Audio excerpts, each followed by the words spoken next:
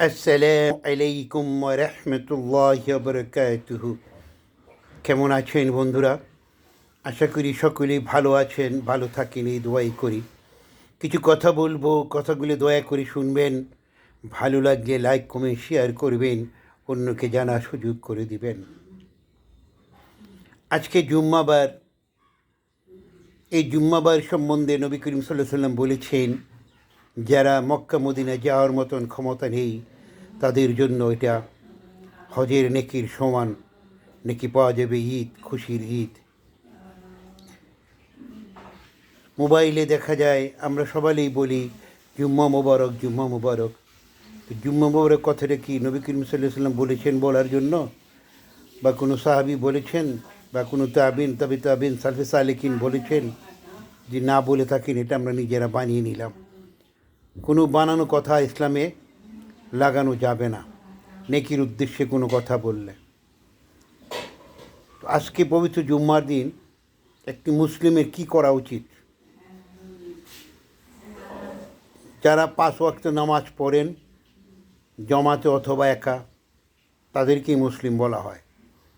সালাদবিহীন কোনো মুসলিম থাকতে পারে না, তাকে মুসলিম বলা যাবে না।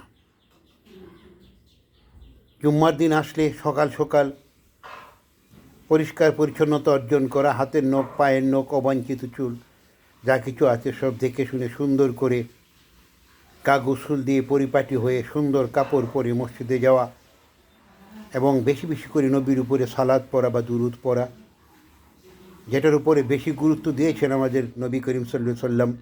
তিনি বলেছেন, কোনো ব্যক্তি যদি মনোযোগ ছাড়াই একবার আমার উপরে সালাত পড়ে, ছোট্ট একটি সালাত, সাল্লাল্লাহু আলা রাসূলিহি ওয়াসাল্লামা, এইটুকু যদি বলে, তাহলে তার উপরে 30টি কাজ তার হয়ে যায়, 10টি গুনাহ মাফ হয়ে যায়, 10 গুণ মর্তবা আল্লাহর কাছে বৃদ্ধি পায়, এবং 10টি নেকি আল্লাহ দান করেন।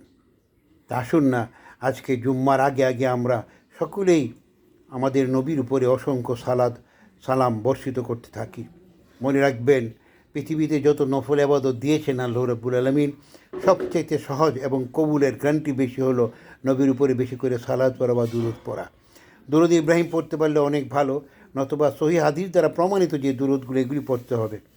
অন্য মানুষের বানানো কোনো দুরুদ পড়ে আল্লাহ গ্রহণ করবেন না। আসুন সবাই সহিশুদ্ধ আমল করি, জান্নাত লাভের চেষ্টা করি। ধন্যবাদ সবাই।